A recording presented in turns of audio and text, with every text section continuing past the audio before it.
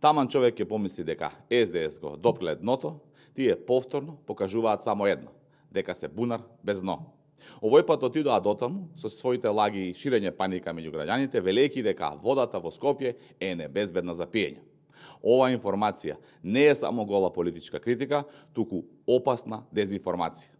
И сето ова го прават очигледно за политички поени, бидејќи ваква неточна, непроверена информација не само што создава паника, туку во крајна линија може да влијае на здравјето на граѓаните.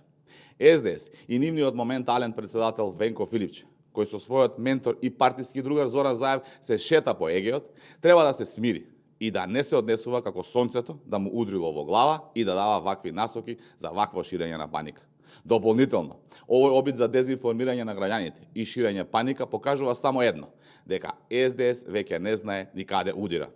Кога немаат што да понудат, останува само политичкото дно, а тоа кај СДС очигледно нема крај. Надлежните државни институции веднаш реагираа, демантирајќи ги со факти, а реагираше и обвинителството. Сепак, се очекува исход од истрагата, бидејќи вакви дезинформации се опасни.